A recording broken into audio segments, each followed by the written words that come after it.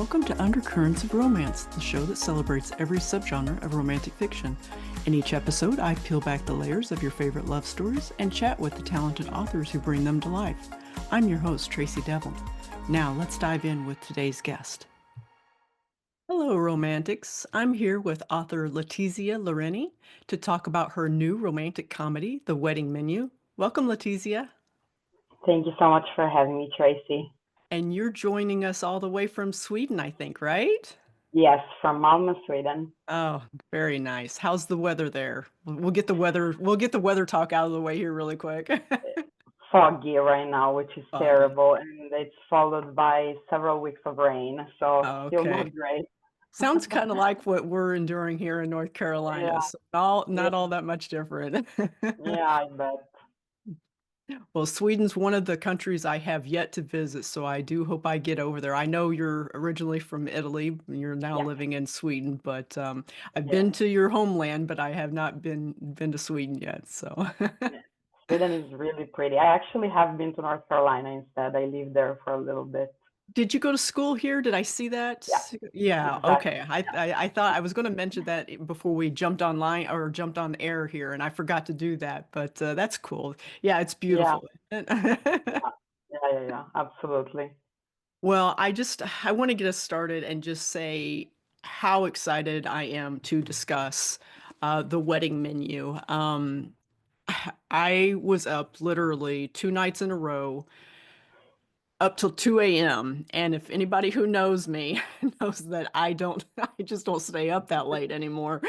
And so it's very unusual for me. And I really love the book. And gosh, you mastered the art of anticipation. You did just a wonderful job with this story. I won't be able to stop praising it enough. So please bear with me through the interview. Um, why don't you, maybe in your own words, talk to us a little bit about who you are and give us a brief intro into the wedding menu, if you don't mind? Yes, absolutely. I am Letizia Lorini. I wrote The Wedding Menu, which is the second book in my Love and Other Recipes series. I write at my day job and I write romances in my free time. So I'm a writer full time. Um, and The Wedding Menu is exactly what I write, which is a culinary rom-com with a healthy side of angst and, as you said, anticipation, kind of like building the whole puzzle of what happened in the story. The story follows Amelie, who is a chef, a disgraced chef, who has gone through a bit of a rough patch over the last year. 1 year ago, she met Ian, who is a wedding hater and marriage hater. And back The then she was complete opposite of Amelie. exactly who is wedding obsessed. Yes. And when she met him, she was engaged. And now instead, Amelie is single. She is no longer working with her father. She is on a break from her friendship. And the only thing she truly wants to fix is her relationship with Ian, which also went sideways. And so the story follows Ian and Amelie in the past and what happened between them. That's the big mystery. And Amelie's life in the present as she reconnects with Ian at a cooking conference and finds out that he is the son of her rival. Okay, great. Yeah, I wasn't sure if that was going to be a spoiler or not, so I was trying to figure out No, how to put that. Yeah, okay. All right, good. I feel like that's pretty established from the Okay. beginning. Yeah, All right, yeah, good deal. Yeah. All right, wonderful. Well, it's funny. I always love when I'm reading a book. Oh my goodness, I'm sorry. I always love whenever I'm reading a book, and as I'm reading, I find that the title is embedded in the pages.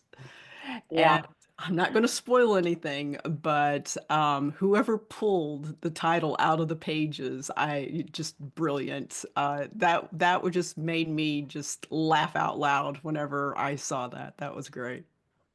Thank you. That was actually the first title of the wedding menu was It Starts with a Wedding, but then because of the whole Ian and the unpopular opinions and how Amelie likes cheesy pickup lines. I decided to change it, and so it became the wedding menu. Yeah, It was wonderful. thank Um, you. in this story, you utilize text messages between the two main characters, and I've read books where the entire book is made up of a series of text messages, and then I've read books where there might be one or two that pops in there. I thought that you just had a great balance of using text messages in the wedding menu, and yeah, they added such texture to the book, and they also heightened the intimacy between the two characters. And I think that readers probably, at least I did, they get a real sense of who these two are based on their responses to each other. And I was wondering, Absolutely. yeah, so did you set out to do that, or was it just a natural progression, while you were drafting the story? So this is actually a part of the series. Each of the book has a different aspect of technology that is Okay. incorporated in the book. And in the wedding menu, together with texts, it's calls. They also have quite a few calls, a video call, I think, as well. And I think the text is where Ian's humor really shines through. You really see how quick and witty he is, and it's kind of a way for Amelie to always have him there because she needs him a lot throughout the whole Yeah. story. So in the past, she always has him, readily available with a text. He always wakes up to answer her text. Yeah, yeah. No, it was great. I loved they were just the two characters, they just complemented each other so well. It was really brilliant. Was there a part of this story that you enjoyed the most as far as um while you were drafting it, while you were editing it, was there any part of it that you just really enjoyed the most? I think that my favorite parts are actually the hardest ones for Amelie when she really has to face the fact that she has been valuing everyone's opinions but her own, and she has been betraying herself. I think those were my favorite parts to write, because they are the most emotional. While editing, I added the infamous butter scene, so that was really fun.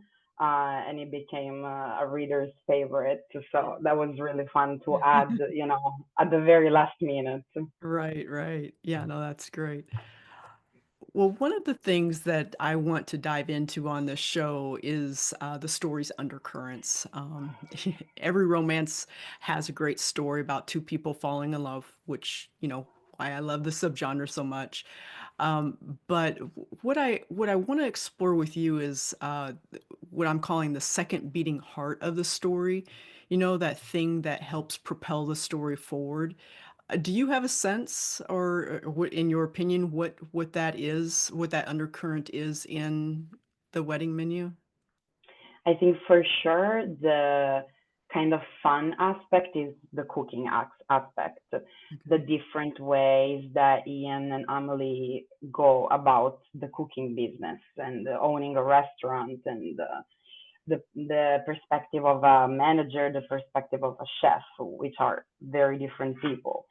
And the other one is Emily's personal journey.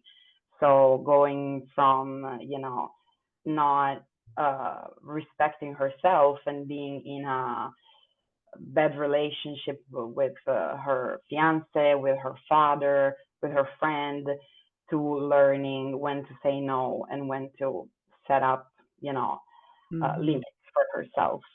Yeah, yeah. No, I agree. I think that's probably what I would pick too, if someone were to ask me about it as well. Well, one of the fun facts I found out whenever I was doing a little bit of research before the interview is that you mentioned on your website that you're a criminologist. Yes, I am. What can I you am. tell us about this very interesting occupation? Well, right now I am working as a content manager. I'm not working with criminology, but that's what I did my master's in. I Well, it's a very interesting field to study and to work in, but it's also the opposite of what I ended up doing for a reason. You know what I mean? Romance is escapism at its finest, Mhm. and we live in a pretty horrible world sometimes. So having that also as my day job ended up being too much for me. So it remained a hobby and a passion, and then escapism became my job in the end. Nice, nice, nice.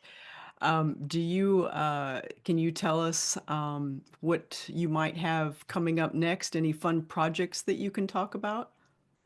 Yeah, I'm actually working on another romance for a gallery, and that's How to Get Away with Romance. So it will incorporate a little bit of my criminology background, because it's a murder romance. Okay.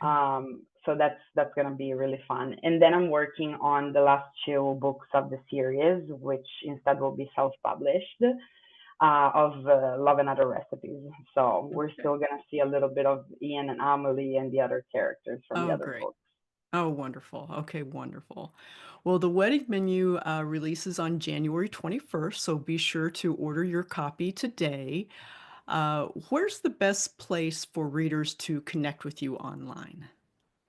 I am most active on Instagram, but I have a newsletter and TikTok, and yeah, I'm basically anywhere. But yeah, Okay. I'm the most active on Instagram. Instagram. All right. Well, I will be sure and put your links in the show notes. Letizia, thanks so much for joining me, and many thanks to everyone listening. I hope you enjoyed this week's episode of Undercurrents of Romance. You can find more information about the show at tracydevlyn.com/podcast. Undercurrents of Romance is a proud member of the Authors on the Air Global Radio Network. I'll be back soon with another great read. In the meantime, enjoy the adventure, everyone. Bye bye. Thank you.